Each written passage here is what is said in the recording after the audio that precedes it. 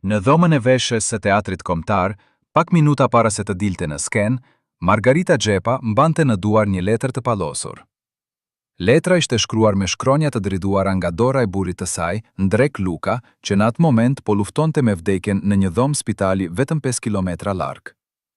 Askush nga publiku nuk e dinte, askush nga kolegët nuk guxonte ta pyeste pse duart I dridheshin kur vendoste gëzofin. Ajo e fshiu shpejt një lot, mori frymë thellë dhe doli në skenë me buzëqeshjen më të ndritshme që kishte dhënë ndonjëherë. Atë mbrëmje, ndërsa mijëra shqiptar qeshnin me performancën e saj në komedi, burri I saj po jepte frymën e fundit. Kjo është historia që askush nuk e dinte, historia e një sakrifice që shkoi përtej çdo kufiri njerëzor. Historia e një gruaje që zgjodhi skenën mbi dhimbjen personale, sepse kështu e kërkonte detyra ndaj popullit. Ishte fundi I viteve 80. Koha ku Shqipëria ende mbyllej në vetvete, dhe artistët konsideroheshin ushtar të artit, jo njerëz me zemra që thyen. Margarita Xhepa ishte në kulmin e karrierës së saj. Emri I saj shkruhet me shkronja ari në historinë e teatrit shqiptar. Çdo shfaqje e saj ishte ngjarje kombëtare. Biletat shiteshin javë më parë. Njerëzit udhëtonin me orë nda fshatrat e largta vetëm për ta parë atë në skenë. Ajo ishte më shumë se aktore, ishte simbol I dinjitetit shqiptar, I forcës së gruas shqiptare, I artit që mbijetonte edhe në kohët më të vështira. Por pas maskës së artistes së madhe, fshihej një grua që po kallonte ferin më të madh që mund të kalojë një njeri. Burri I saj Ndrek Luka, aktori I talentuar që kishte qenë partneri I saj jo vetëm në jetë, por edhe në shumë role të paharrueshme, po shuante ngadalë nda një sëmundje pamëshirshme. Mjekët e kishin paralajmëruar, koha ishte e shkurtër, çdo ditë mund të ishte e fundit. Në ato ditë në Shqipërinë socialiste, koncepti I pushimit për arsye personale potoj se nuk ekzistonte për artistët e shtetit. Arti ishte detyrë kombëtare. Shfaqjet ishin planifikuar me muaj, publiku priste, shteti priste. Dhe Margarita e dinte se nëse ajo tërhiqej, nuk do të ishte vetëm një shfaqje e anulluar. Do të ishte tradhtim ndaj misionit të saj si artiste e popullit. Kështu mendoi atëherë, kështu ishin rritur të gjithë. Dhimbja personale duhej të mbytej për të mirën e kolektivit. Lotët duheshin fshirë para se të dilnin në dritën e reflektorëve. Dhe Margarita, edukuar në këtë kod të hekurt, zgjodhi të vazhdonte. Por çfarë çmimi paguajti ajo për këtë zgjedhje? Çfarë ndodhi në ato javë kur ajo luante komedi ndërsa zemra I coptohej? Kush e detyroi ta bënte këtë sakrificë? A ishte vërtet zgjedhja e saj, apo ishte një sistem mizor që e shtipi në peshën e detyrës? Margarita Xhepa lindi në vitin 1948 në Lushnjë, në një familje modeste por me vlera të forta. Që në moshë të re, ajo tregoi talent të jashtëzakonshëm për arti. Zëri I saj, shpreha e fytyrës, aftësia për të hyrë në lëkurën e çdo personazhi, ishin dhurata natyrore që të gjithë I vinin re. Në moshën 18 vjeç, ajo u pranua në Institutin e Lartë të Arteve, shkolla më prestigjioze e vendit për aktor. Atje ajo u bë shpejt ili I klasës. Profesorët e saj thonin se ajo kishte diçka që nuk mund të mësojë, një zjarr të brendshëm që ndriçonte çdo skenë ku hynte. Pas diplomimit, ajo u angazhua në teatrin kombëtar, Tempulli I Artit Dramatik Shqiptar. Ishte fillimi I një karriere legjendare. Por jeta e Margaritës nuk ishte vetëm art. Në vitin 1970, ajo u martua me Ndrek Lucën, një aktor tjetër të talentuar që kishte fituar zemrën e saj gjatë provave të një shfaqjeje. Ndrek ishte burr I butë, I kulturuar, me humor të hollë dhe pasion të thellë për teatrin. Bashk, ata formuan një nga çiftet më të dashura të skenës shqiptare. Luanin së bashku, jetonin së bashku, ndronin së bashku. Kolegët I përshkruanin si shpirtra binjak. Margarita shpesh thoshte se Ndreku ishte gjysma e saj, pa të cilën ajo nuk do të ishte e plot. Ata patën një vajzë që e quajtën Bora dhe për vite të tëra jetonin atë që dukej si jeta e përsosur. Por fati kishte plane të tjera. Në fillim të viteve 80, Ndreku filloi të ankohej për lodhje të vazhdueshme. Në fillim të gjithë mendonin se ishte thjesht stresi I punës. Teatri kërkonte shumë, provat ishin të rënda, shfaqjet ishin pothuajse çdo mbrëmje, por lodhja nuk kallonte. Pastaj erdhën dhimbjet, pastaj erdhën analizat, dhe pastaj erdhi diagnoza që I ndryshoi jetën e tyre përgjithmonë. Ndrek kishte një sëmundje të rëndë. Një nga ato që në atë kohë me mjetet e kufizuara të mjekësisë shqiptare ishte pothuajse një dënim me vdekje. Mjekët u përpoqën të bënin çfarë mundnin, por të gjithë e dinin të vërtetën. Koha po mbaronte. Margarita u përpoq të mbante normalitetin, vazhdoi të shkonte në prova, vazhdoi të luante, por çdo mbrëmje pas shfaqjes ajo vraponte në spital. Kallonte netë të ullur pranë shtratit të Ndrekut, duke I mbajtur dorën, duke I lecuar poezi, duke I kujtuar ditët e lumtura. Ndonjëherë Ndreku e pyeste: "Si shkoi shfaqja sonte?" Dhe ajo buzëqeshte dhe i tregonte edhe pse zemra i coptohej. Ai ishte krenar për të. Edhe në ato momente kur trupi i traftonte, ai donte të dëgjonte për artin, për skenën, për jetën që vazhdonte jashtë mureve të spitalit. Por një mbrëmje, gjendja e Ndrekut u përkeqësua papritur. Mjekët i thanë Margaritës se fundi ishte afër. Mund të ishte çështje orësh. Dhe atë mbrëmje, Margarita kishte një shfaqje të planifikuar prej muajsh. Një komedi. Një nga rolet më të vështira, ku ajo duhet të bënte publikun të qeshte nga fillimi deri në fund. Ajo shkoi te drejtori i teatrit, i shpjegoi situatën, kërkoi të zëvendësohej, por përgjigjja ishte ashpër dhe e qartë. Shfaqja nuk mund të anullohet, publiku pret, shteti pret, ti je aktore e popullit, detyra jote është në skenë. Në atë sistem, refuzimi nuk ishte opsion. Artistët nuk ishin individ të lirë, ishin shërbëtor të artit shtetëror. Dhe Margarita, e rritur me këtë ideologji, e kuptoi se nuk ishte zgjedhje. Ajo u kthye në dhomën e veshjes, veshi kostumimin, vendosi gëzofin dhe doli në skenë. Për 2 orë të plota ajo qeshi, kërceu, bëri shaka, ndërsa në mendjen e saj ishte vetëm një imazh. Ndreku i shtrirë në atë shtrat spitali duke pritur. Apo mendonte për të, apo e dëgjonte zërin e saj edhe në largësi, a e dinte se ajo ishte atje duke luajtur ndërsa ai po largohej. Kur bie perde, publiku u ngrit në këmbë dhe duar trokiti për minuta të tëra. Margarita u përkull, buzëqeshi falenderoi. Pastaj vrapoi në domën e veshjes, hoqi kostumimin me duar të driduara dhe doli nga teatri. Një makinë priste jashtë. Ajo u fut dhe tha vetëm një fjalë: spitalin. Shoferi e kuptoi nga toni i zërit, nuk bëri pyetje, shtiu pedalin dhe makinën fluturoi nëpër rrugët e errta të Tiranës. Margarita shikonte nga dritarja duke u lutur në heshtje: Zoti, mos ma merr ende, mos ma merr pa e parë për herë të fundit. Por kur arriti në spital dhe vrapoi nëpër korridoret e gjata, një infermiere ndaloi. Fitura e saj tha gjithçka, ishte vonë. Ndreku kishte vdekur 10 minuta më parë. Margarita ra në gjunjë në mes të korridorit, nuk bërtiti, nuk qau me zë të lartë, thjesht mbeti atje e ngrirë ndërsa trupi i saj dridej në heshtje. Infermiere u përpoq të ndihmonte të ngrihej, por ajo nuk lëvizte. Në atë moment, diçka u tyje brenda saj, diçka që nuk do të riparohej kurrë.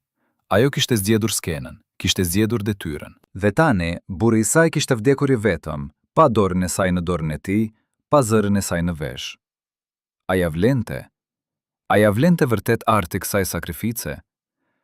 Këto pyetje do ta mundonin për vitet që do të vinin, por në atë natë, ajo thjesht mbeti atje, në atë korridor të ftohtë spitali, duke kuptuar se kishte paguar çmimin më të lartë që një grua mund të paguajë për artin. Në ditët që pasuan, Tirana e mësoi të vërtetën. Lajmi u përhap shpejt. Njerëzit ishin të shokuar. Shumë nuk e dinin as që Ndreku ishte i sëmurë. Çifti kishte mbajtur gjithçka private, siç ishte zakoni i kohës, por kur u zbulua se Margarita kishte luajtur atë mbrëmje, ndërsa burri i saj po vdiste, reagjimet ishin të ndara. Disa e lavdëruan si heroin të artit, grua që kishte vendosur detyrën mbi dhimbjen personale. Të tjerë kritikuan në heshtje, duke pyetur: çfarë lloj sistemi e detyron një grua të bëjë një gjë të tillë?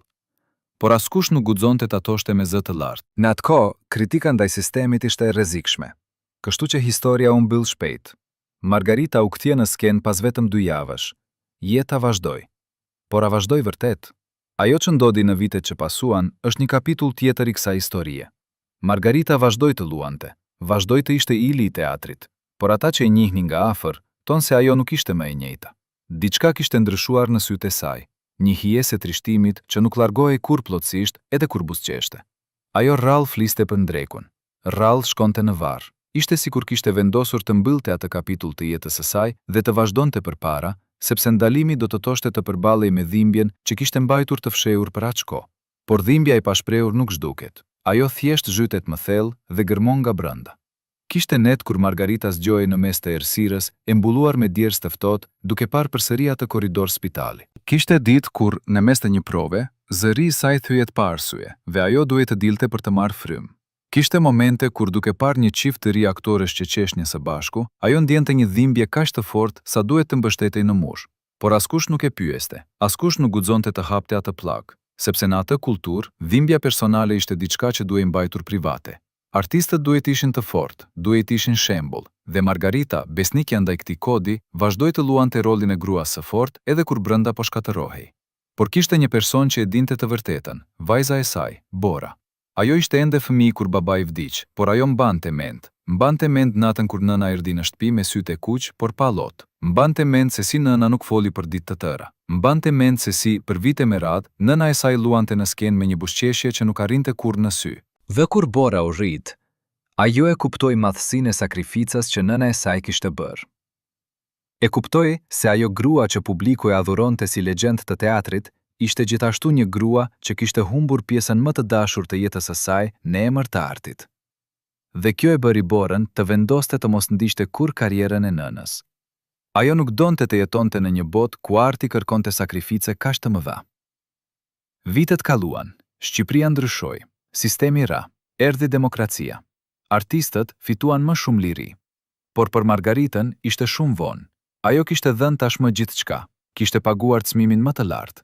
Dhe tani, në vitet e saj të fundit, ajo shikonte mbrapa dhe pyeste veten: a ja vlente? Nëse do të kthehej në atë natë, do të bënte të njëjtën zgjedhje.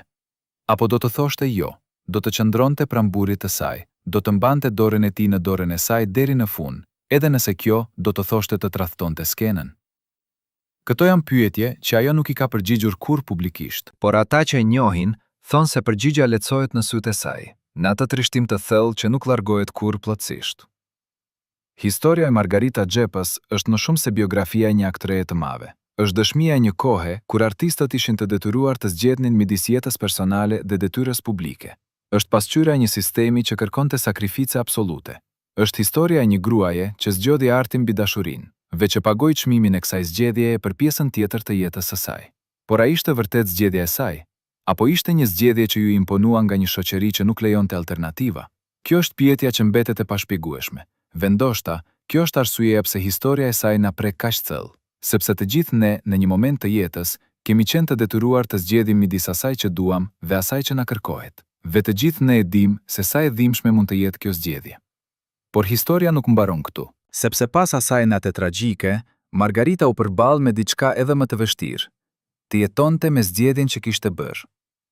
Dhe kjo është pjesa që askush nuk e di, pjesa që u mbajte fshehtë për dekada, pjesa që tani, për herë të parë, po del në dritë.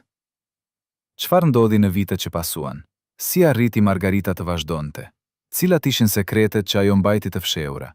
Dhe kush ishin njerëzit që ndihmuan ose që e tradhtuan në rrugën e saj të dhimbshme drejt mbijetesës? Këto janë pyetje që do të eksplorohen në kapitujt e ardhshëm të kësaj historie. Sepse sa më shumë të gërmosh në jetën e Margarita Xhepës, aq më shumë zbulove se ajo që dukej si një jetë e përsosur në skenë, ishte në të vërtetë një jetë plot plagë të fshehura, sakrifice të heshtura dhe dhimbje që nuk u shëruan kurrë plotësisht. Në arkivat e teatrit kombëtar, të fshehura në një sirtar të vjetër prej druri që askush nuk e kishte hapur për dekada, u gjetën dokumente që ndryshojnë gjithçka që mendonim se dinim për atë natë tragjike. Një raport i shkruar me dorë nga drejtori i teatrit, i datuar 3 ditë para vdekjes së Ndrek Lucës, tregon një të vërtetë tjetër. Në atë raport, me shkronja të qarta, shkruhej: Margarita Xhepa ka kërkuar zëvendësim për shfaqjen e datës 28. Kërkesa refuzohet. Arsyeja: mungesa e zëvendësueses së kualifikuar dhe rëndësia politike e shfaqjes. Delegacioni sovjetik do të jetë prezent. Anulimi do të konsiderohej incident diplomatik. Kjo nuk ishte thjesht një zgjedhje artistike. Kjo ishte urdhër shtetëror. Margarita nuk zgjodhi skenën mbi burrin e saj. Asaj ju more drejta e zgjedhjes. Por pse ky dokument u fsheh për aq kohë? Kush kishte interes që e vërteta të mos dilte kurrë në dritë? Ve çfarë ndodhi me ata që e dinin të vërtetën por zgjodhen heshtjen? Me javët që pasuan varrimin e Ndrekut, Margarita u kthye në skenë me një shpejtësi që i shokoi të gjithë. Vetëm 12 ditë pas ceremonisë së varrimit, ajo ishte përsëri në prova. Kolegët e saj rrëfejnë se ajo arrinte në mëngjes herët para të gjithëve dhe largohej e fundit. Nuk fliste shumë, nuk hante me ta në pushime, thjesht punonte. Provonte skenat përsëri e përsëri, derisa çdo lëvizje, çdo fjalë, çdo shprehje ishte e përsosur. Disa mendonin se kjo ishte mënyra e saj për të përballur me dhimbjen, për ta mbajtur mendjen të zënë. Por ata që e njihnin më mirë, shihnin diçka tjetër. Shihnin një grua që po ndëshkonte veten. Çdo provë ishte një lloj pendimi. Çdo shfaqje ishte një përpjekje për të shpërblyer atë që kishte humbur. Sikur duke qenë aktoria e përsosur, ajo mund të justifikonte sakrificën që kishte bërë. Por në shtëpinë e saj, larg syve të publikut, historia ishte krejtësisht ndryshe.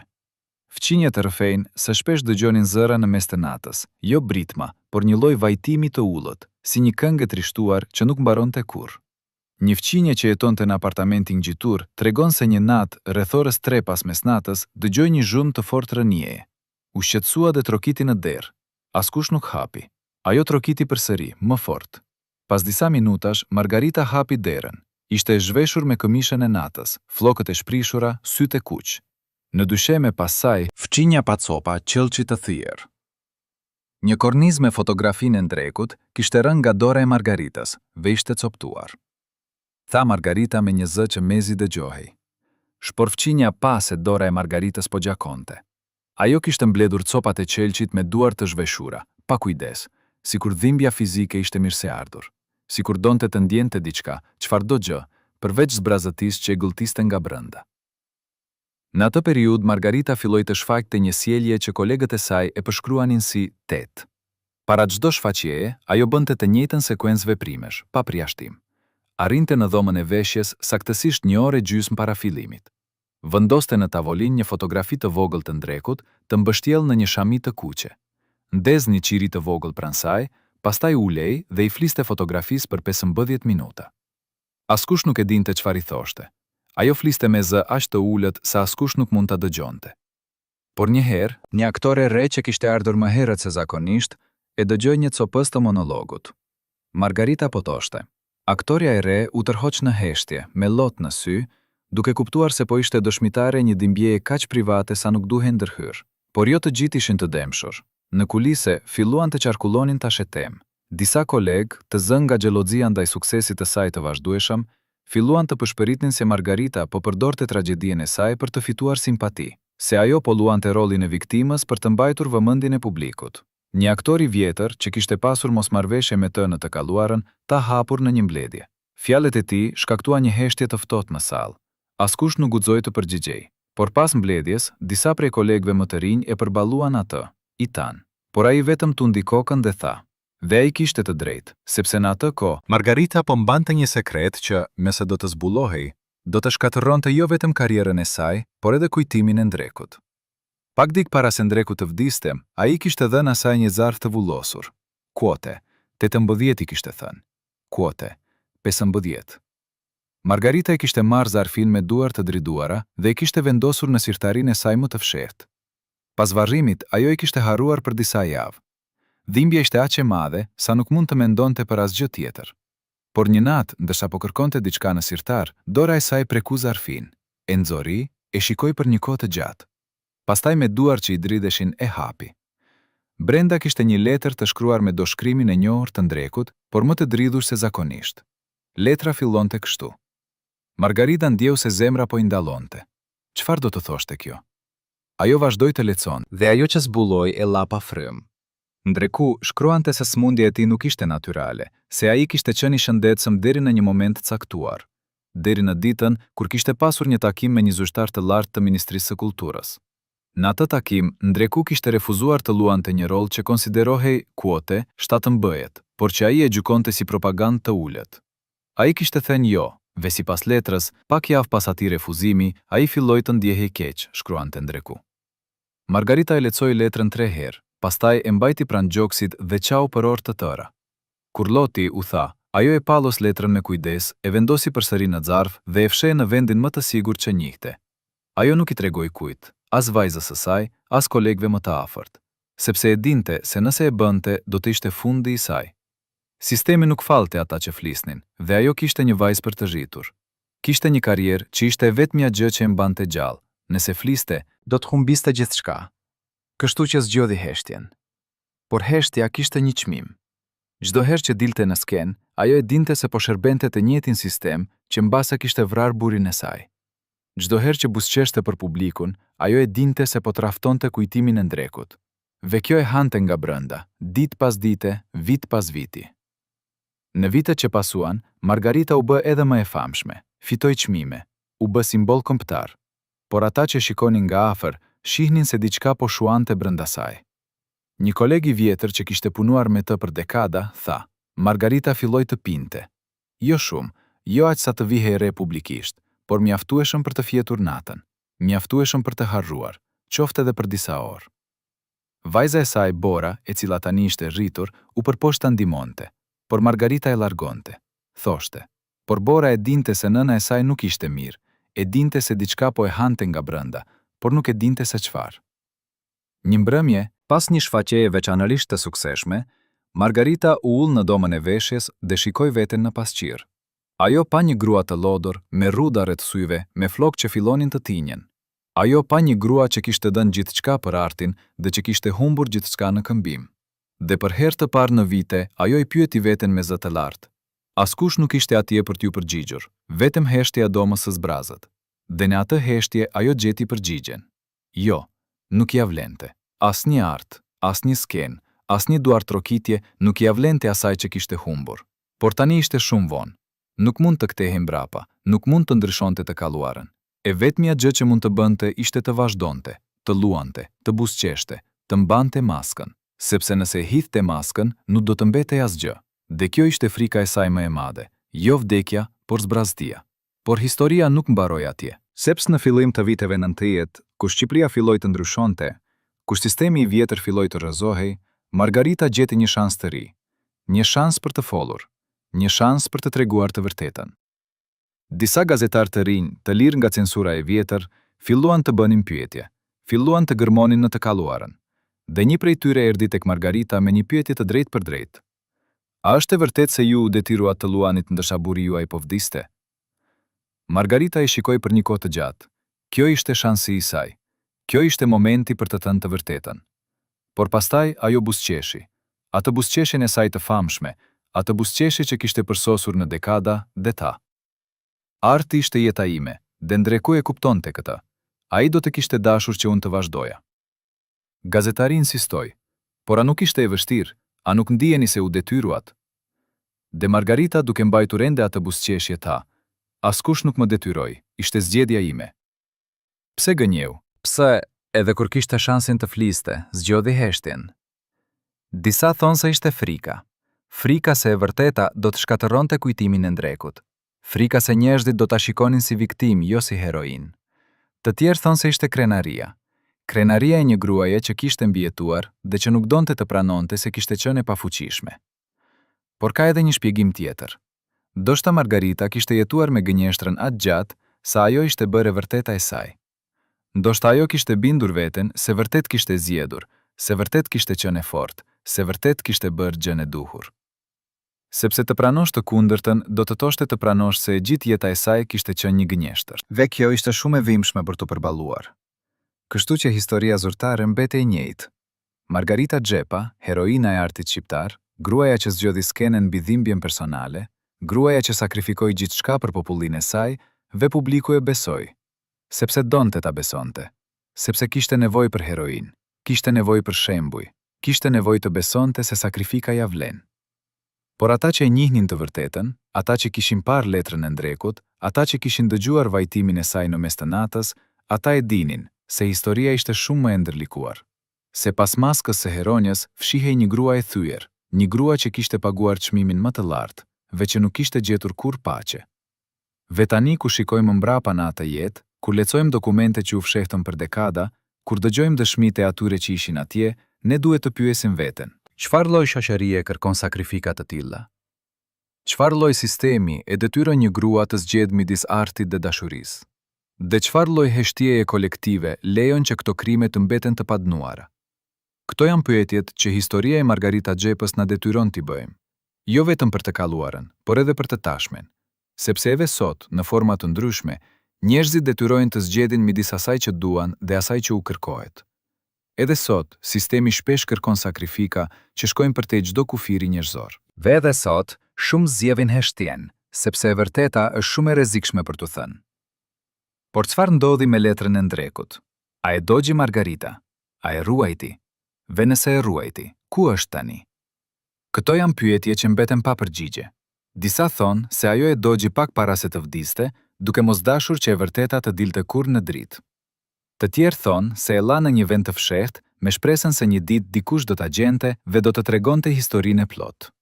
Por deri tani letra nuk është gjetur. Vendoshta kjo është për të mirë, sepse disa të vërteta janë aq të dhimbshme sa është më mirë të mbeten të varrosura. Ose ndoshta jo. Ndoshta e vërteta sado e dhimbshme duhet gjithmonë të dalë në dritë, sepse vetëm duke përballuar të kaluarën mund të ndërtojmë një të ardhme më të mirë. Margarita Xhepa vdiq në vitin 2017 në moshën 79 vjeç. Varrimi i saj ishte ngjarje kombëtare. Mijëra njerëz erdhën për ta përcjell. Politikan, artist, njerëz të thjeshtë që e kishën adhuruar për dekada. Të gjithë flisnin për madhështinë e saj, për kontributin e saj në artin shqiptar, për sakrificën e saj. Por askush nuk përmendin drekun. Askush nuk foli për atë natë kur ajo luajti ndërsa ai vdiste. Askush nuk pyeti nëse ajo kishte gjetur ndonjëherë paqe. Sepse në fund, ne dëshirojmë që heroinë tanë të jenë të përsosur. Dëshirojmë që sakrificet e tyre të kenë kuptim. Dhe nuk duam të dëgjojmë se ndoshta ata vuajtën më shumë se sa duhet. Se ndoshta sistemi ishte mizor. Se ndoshta ne, si shoqëri, jemi bashkëfajtor në dhimbjen e tyre. Por historia e Margarita Xhepës nuk lejon këtë komoditet. Ajo na detyron të shikojmë të vërtetën në sy, të pranojmë se pas çdo heronje ka një grua që vuajti, se pas çdo sakrifice ka një çmim që u pagua. Dhe se heshtja jon, pranimi ynë i këtyre sakrificave pa pyetur, na bën të gjithë pjesë të problemit. Kjo është trashëgimia e vërtetë e Margarita Xhepës, jo vetëm arti i saj, por edhe dhingja e saj. Jo vetëm suksesi i saj, por edhe çmimi që pagoi për të. Dhe nëse ne nuk mësojmë nga kjo histori, nëse vazhdojmë të kërkojmë sakrifice të tilla nga artistët tanë, nga udhëheqësit tanë, nga njerëzit që admirojmë, atëherë ne nuk kemi mësuar asgjë. Dhe historia do të përsëri, derisa të kemi guximin të themi mjaft. Në arkivat e sigurimit të shtetit, të cilat u hapën vetëm pas rënies së regjimit, u gjet një dosie me kodin.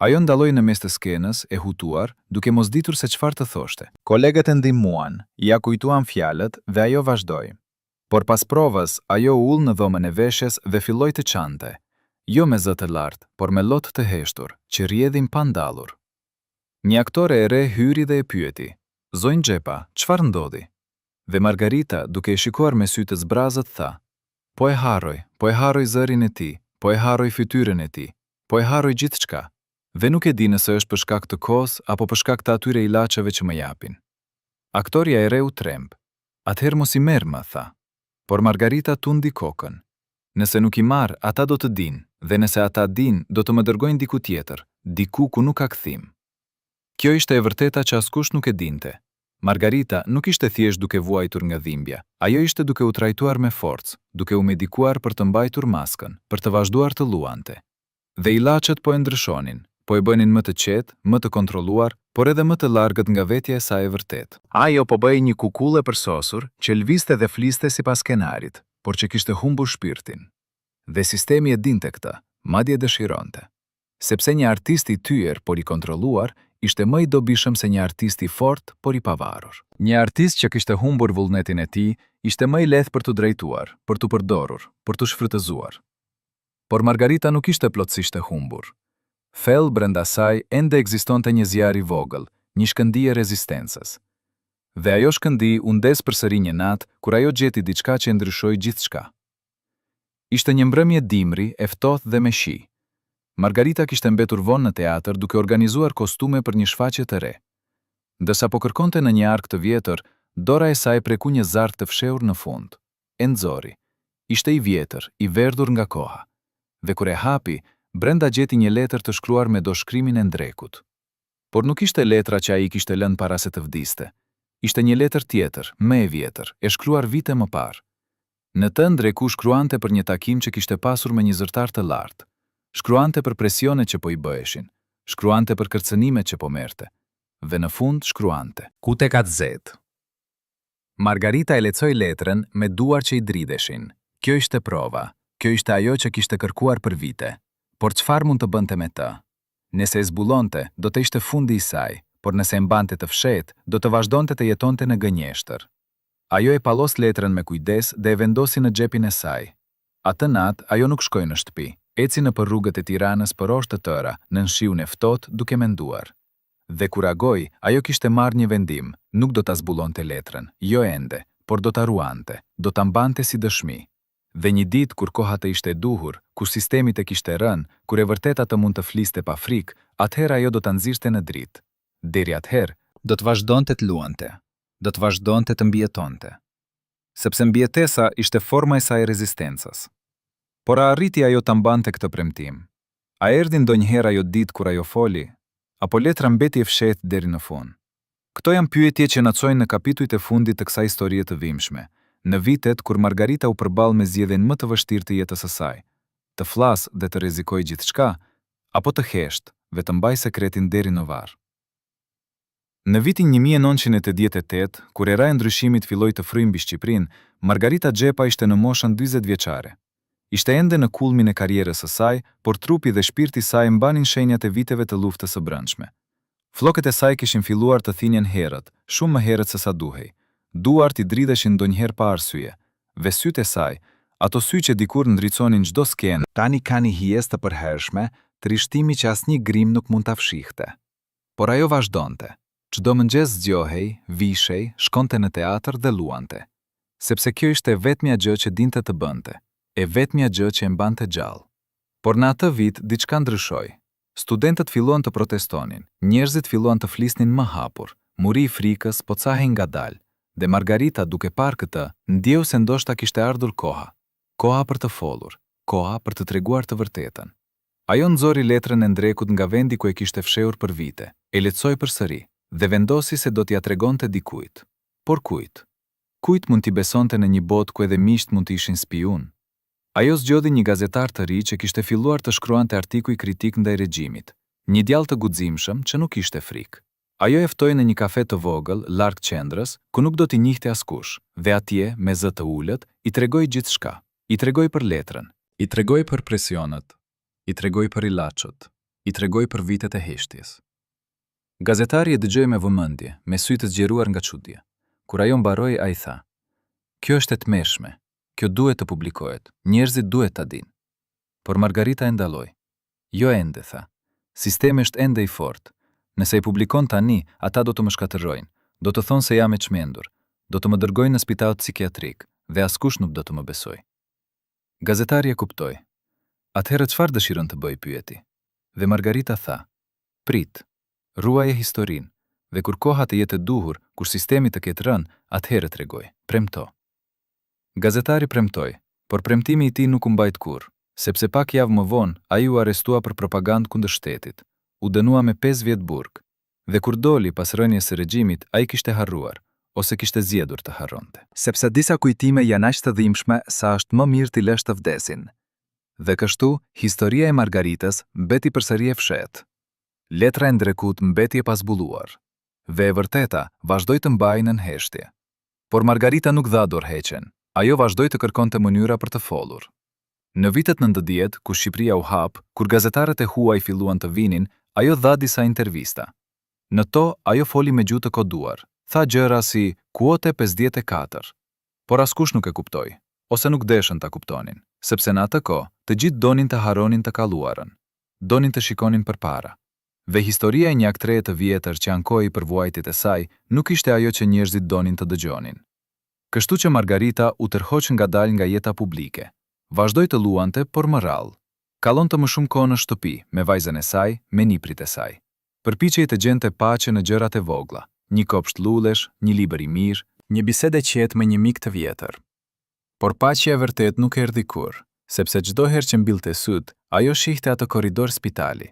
Çdo herë që dëgjonte një komedi, ajo kujtonte atë natë kur luajti ndërsa ndreku vdiste. Çdo herë që shikonte një çift të lumtur, ajo ndjente një dhimbje të thellë për atë që kishte humbur. Në vitet e fundit të jetës së saj, Margarita filloi të shkruante, jo për publikim, por për veten. Një lloj ditari ku shënonte mendimet e saj, kujtimet e saj, dhimbjen e saj. Në një nga faqet e fundit ajo shkroi: "Këto fjalë të shkruara me dorë të dridhur janë ndër të fundit që Margarita la pas. Ato janë dëshmi e një jete të jetuar në konflikt të brendshëm, një jetë ku çdo sukses ishte i njolosur me pendim, çdo duartrokitje ishte e përzier me lot të pashprehur. Dhe ato na lën me një pyetje që nuk ka përgjigje të lehtë. Çfarë i detyrohemi artistëve tanë? Sa shumë mund të kërkojmë prej tyre?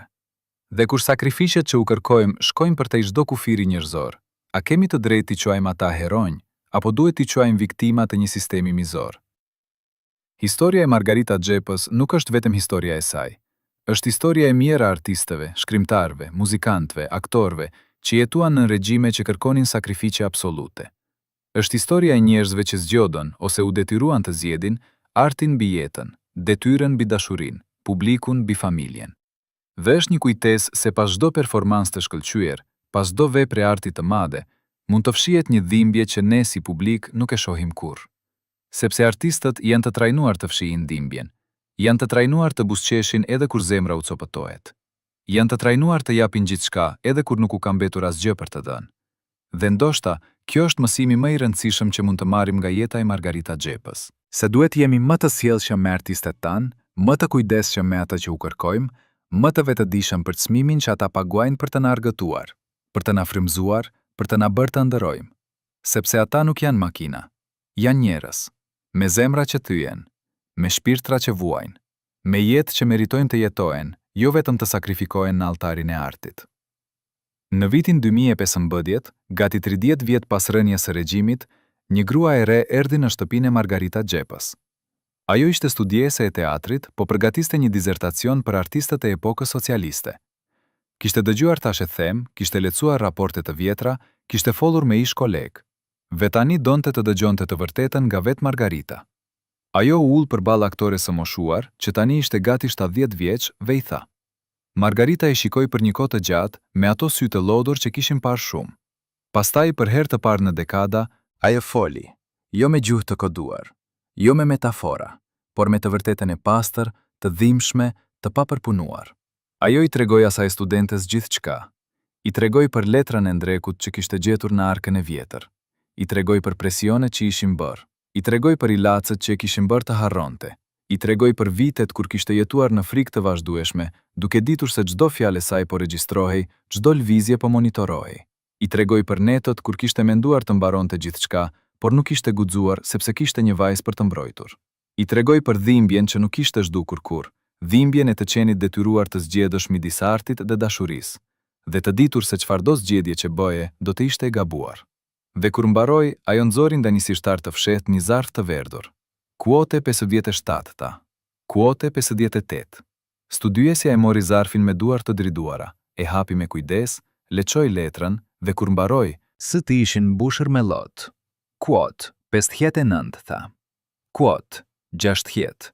Por Margarita tundi kokën ngadalë. Kuot 61 tha. Kuot 62. Studiuesja nuk dinte çfarë të thoshte. Ajo e kuptoi se Margarita kishte të drejtë. E vërteta ishte shumë e dhimbshme, shumë e ndërlikuar, shumë e pakëndshme për t'u pranuar. Por ajo nuk dha dorëheqjen. Ajo shkroi dizertacionin e saj, përfshiu letrën e ndrekut, përfshiu dokumentet e sigurimit, përfshiu dëshmitë e kolegëve. Dhe kur e publikoi, reagimi ishte i ndarë. Disa e lavdëruan për guximin e saj. Të tjerë e akuzuan se po shpifjen ndaj një legjende kombëtare. Disa thanë se po përpiqej të shkatëronte kujtimin e Margaritës. Të tjerë thanë se po bënte atë që duhej bërë prej kohësh, po tregonte të vërtetën. Por Margarita vetë nuk komentoi. Ajo kishte thënë gjithçka që kishte për të thënë. Tani ishte koha që të tjerët të vendosnin se çfarë të besonin. Në vitet që pasuan, shëndeti i Margaritës u përkeqësua. Zemra e saj, e lodhur nga dekada vuajtësh, filloi të dobësohej. Ajo kallonte më shumë kohë në shtëpi e rrethuar nga familja. Vajza e saj Bora, që tani ishte grua e pjekur me fëmijët e saj, kujdesej për të me dashuri të madhe. Por edhe në ato ditë të fundit, Margarita nuk gjeti paqen që kishte kërkuar gjithë jetën. Ajo ende shihte ëndra për atë natë, ende zgjohej në mes të errësirës duke thirrur emrin e ndrekut. Ende ndjente fajin që nuk ishte qenë atje kur ai kishte dhënë frymën e fundit. Një mbrëmje, pak javë para se të vdiste, Bora e gjeti duke qarë në heshtje në dhomën e saj. Ajo ull pranë saj dhe e pyeti. Nën, çfarë të mundon? Dhe Margarita me një zë që mezi dëgjoi i tha: Po mendoj për babain tënd. Po mendoj nëse ai më fali ndonjëherë. Po mendoj nëse ai e kuptoi pse nuk isha atje. Po mendoj nëse kur të takojmë me të përsëri, ai do të më pranoj apo do të kthehet në unë. Bora e përqafoi fort. Nën, tha, babai të donte më shumë se gjithçka. Ai e kuptonte se ti ishe në një situatë të pamundur. Ai nuk të fajsoi kurrë. Dhe kur të takojeni përsëri, ai do të pres me krah të hapur, ashtu siç të priste gjithmonë. Por a ishte kjo e vërtet? A e kishte fallur vërtet ndreku? Apo ishte thjesht një ngushëllim i ëmbël që Bora i ofronte nënës së saj në fund të jetës?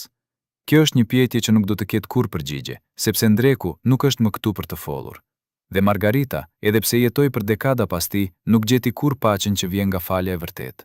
Ajo jetoi me dyshimin, me fajin, me pyetjen e përjetshme. A ja vlente? Margarita Cepa vdiq në muajin mars të vitit 2017 në një mëngjes të qetë pranvere. Ishte në shtëpi, e rrethuar nga familja. Fjalët e fundit që tha ishin më në fund do të pushoj. Dhe pastaj, ajo mbilli syt dhe u largua. Varrimi i saj ishte ngjarje kombëtare. Mjera njerëz erdhën për ta përcjell. Presidenti i vendit mbajti një fjalim. Drejtori i teatrit kombëtar foli për kontributin e saj të paçmuar në artin shqiptar. Kolegë të vjetër qanë dhe treguan histori për ditët e lavdishme. Por askush nuk përmendi ndrekun. Askush nuk foli për atë natë kur ajo luajti ndërsa ai vdiste. Askush nuk pyeti nëse ajo kishte gjetur ndonjëherë paqe. Sepse në fund, ne dëshirojmë që heroinët tanë të jenë të përsosur. Dëshirojmë që sakrifiqet e tyre të kenë kuptim, dhe nuk duam të dëgjojmë se ndoshta ata vuajtën më shumë se sa duhet. Por pas ceremonisë, kur turma u shpërnda, Bora mbeti vetëm pranvarit të nënës së saj. Aho vendosi një buqet me trëndafila të kuq, lulet e preferuara të Margaritas. Dhe pastaj, ajo bëri diçka që askush nuk e priste. Ajo nxori nga çanta një zarf të vjetër, të njëjtin zarf që Margarita i kishte dhënë studentes vite më parë, por që Bora e kishte marrë përsëri pas vdekjes së nanës. Brenda ishte letra e ndrekut. Bora e lexoi përsëri, për herë të 100, dhe pastaj, me duar të qeta, ajo e dogji. E dogji atje, pranvarit, duke e lënë hirin të fluturonte me erën. Nën, tha ajo me zë të ulët, ti mbajte këtë sekret për aq kohë, sepse mendon se do të mbroj. Por tani, ti nuk ke më nevojë për mbrojtje. Tani, ti je e lirë. Dhe unë, po e lë këtë të vërtet të digjet me ty, sepse disa të vërteta janë shumë të dhimbshme për të mbajtur gjallë. A kishte të drejtë Bora? A duhej e vërteta të DJ, apo duhej të ruhet, të publikohet, të bëhe pjesë e historisë? Kjo është pyetje që secili prej nesh duhet ta përgjigj vetë, sepse e vërteta ka fuqi. Ka fuqin të shëroj, por edhe fuqin të shkatërroje. Ka fuqin të ndricoj, por edhe fuqin të djeg. Vendonjëherë, mbajtja e një sekreti është akti më i madh i dashurisë që mund të bëjmë për dikë që kemi dashur. Por historia e Margarita Xhepës nuk mbaron me vdekjen e saj, sepse në vitet që pasuan, diçka e çuditshme filloi të ndodhte. Njerëz të ndryshëm që kishin qenë pjesë e asaj kohe, filluan të flasin. Ish zyrtar të sigurimit që tani ishin pleq të moshuar, filluan të japin intervista. Ish kolegë që kishin mbajtur heshtjen për dekada, filluan të tregonin atë që kishin parë. Dhe ngadalë, pjesë pas pjese, e vërteta filloi të dalë në dritë. U zbulua se Margarita nuk ishte e vetmja. Ishin dhjetra artistë të tjerë që kishin vuajtur në të njëjtin sistem.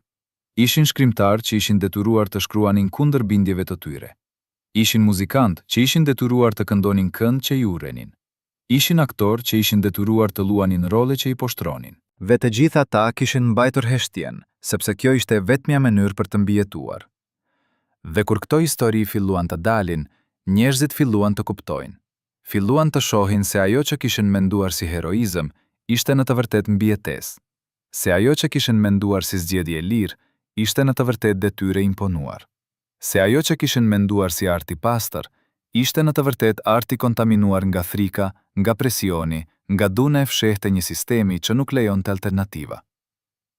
Dhe kjo zbulim ishte e dhimbshme, sepse do të thoshte të pranoje se gjithë ajo që kishin aduruar, gjithë ajo që kishin duar trokitur, gjithë ajo që kishin festuar, kishte qenë ndërtuar mbi vuajtjen e njerëzve që ata kishin dashur. Por ndoshta kjo është mësimi më i rëndësishëm që mund të marrim nga kjo histori, se duhet të jemi më kritik ndaj sistemeve që kërkojnë sakrifiqe absolute, se duhet të jemi më të sjellshëm me ata që vuajnë në heshtje, se duhet të pyesim gjithmonë, çfarë çmimi po paguhet për atë që po shijojmë? Kush po vuan që ne të argëtohemi? Kush po thyet që ne të ndërojmë? Sepse nëse nuk bëjmë këto pyetje, nëse vazhdojmë të pranojmë sakrifiqet pa pyetur, atëherë ne jemi bashkëfajtor në dhimbjen që shkaktohet. Sot, në Teatrin Kombëtar të Tiranës, ka një pllak përkujtimore për Margarita Xhepën. Në të shkruan: Margarita Xhepa, artiste e madhe e popullit shqiptar që dha gjithçka për artin. Por nëse lexon midis reshtave, nëse di historinë e vërtet, ato fjalë marrin një kuptim tjetër. Dha gjithçka nuk do të thot vetëm talent dhe kohë, do të thot lumturi, do të thot dashuri, do të thot paqe, do të thot shëndet mendor, do të thot jetë. Ajo vërtet dha gjithçka, dhe pyetja që mbetet është, a e vlerësuam ne mjaftueshëm atë që ajo dha? A e kuptuam ne çmimin që ajo pagoi? Apo thjesht duar trokitëm, festuam dhe pastaj shkuam në shtëpi, pa menduar kur për gruan që qëndronte pas maskës? Kjo është sfida që historia e Margarita Xhepës na lë. Të jemi më të vetëdijshëm, të jemi më të sjellshëm, të jemi më njerëzor. Sepse artistët nuk janë makina, nuk janë monumente, janë njerëz, me zemra që thyhen, me shpirtra që vuajnë, me jetë që meritojnë të jetohen, jo vetëm të sakrifikohen. Dhe nëse ne si shoqëri nuk mësojmë këtë mësim, nëse vazhdojmë të kërkojmë sakrifiqe absolute nga ata që admirojmë, atëherë historia do të përsëritet, dhe do të ketë Margarita të tjera, dhe ndrek të tjerë, dhe dhimbje të tjera që do të mbeten të fshehura, të pashprehura, të pafallura. Por ndoshta, duke treguar këtë histori, duke e sjellë në dritë, duke e bërë pjesë të kujtesës kolektive, ne mund të nderojmë vërtet Margarita Xhepën, jo duke i quajtur heroin, por duke e njohur si grua që vuajti, jo duke e idealizuar, por duke e kuptuar, jo duke e harruar, por duke e mbajtur mend me gjithë kompleksitetin e saj, me gjithë dhimbjen e saj, me gjithë humanitetin e saj. Dhe ndoshta, kjo është trashëgimia më e madhe që ajo mund të na lërë. Jo rolet që luajti, por mësimet që jeta e saj na mëson. Mësimet për çmimin e artit, mësimet për peshën e detyrës, mësimet për rëndësinë e të qenit njeri para së gjithash. Sepse në fund, ajo që na bën të vërtet të mvenj, nuk është aftësia për të sakrifikuar gjithçka, por aftësia për të mbajtur humanitetin ton edhe në kushtet më të vështira. Dhe Margarita, pavarësisht gjithçkaje që kalloi, pavarësisht gjithë dhimbjes që mbajti, pavarësisht gjithë sakrificave që bëri, mbeti njeri deri në fund. Mbeti grua që donte, mbeti nën që kujdesej, mbeti artist që besonte. Dhe kjo, më shumë se çdo çmim, më shumë se çdo duar trokitje, më shumë se çdo monument, është ajo që e bën historinë e saj të pavdekshme. Miq të dashur, tani që e dini historinë e plotë të Margarita Gjepës, duhet të pyesim veten. Si e shikojmë ne këtë grua të jashtëzakonshme? A ishte ajo heroin që zgjodhi artin me krenari? Apo ishte viktime një sistemi mizor që nuk i dha zgjedhje? A duhej ajo të fliste më herët, të tregonte të vërtetën, të luftonte kundër padrejtësisë? Apo bëri gjën e duhur duke mbajtur heshtin, duke mbrojtur familjen, duke mbijetuar siç dinte më mirë? Këto janë pyetje që nuk kanë përgjigje të lehta. Vendoshta, kjo është pikërisht arsyeja pse historia e saj na prek kaq thellë, sepse na detyron të mendojmë, na detyron të ndjejmë, na detyron të pyesim veten se çfarë do të bënim ne në vendin e saj. Ne duam të dëgjojmë mendimin tuaj. A mendoni se Margarita Gjepa ishte heroin apo viktim? A ja vlente sakrifica që ajo bëri? Dhe a e mbani mend ju atë në qytetin tuaj, në familjen tuaj, në kujtimet tuaja? Shkruani mendimet tuaja në komentet më poshtë. Ndani historinë tuaj, sepse vetëm duke folur, duke ndarë, duke kujtuar, ne mund të nderojmë vërtet kujtimin e saj dhe të gjitha atyre që vuajtën në heshtje. Dhe nëse kjo histori ju preku, nëse ju bëri të mendoni, nëse ju bëri të ndjeni, atëherë ju lutemi, vendosni një pëlqim dhe abonohuni në kanalin ton, sepse ka shumë histori të tjera si kjo që meritojnë të tregohen, shumë të vërteta që meritojnë të dëgjohen, shumë jetë që meritojnë të kujtohen. Faleminderit që ishit këtu, faleminderit që dëgjuat dhe faleminderit që nuk harroni.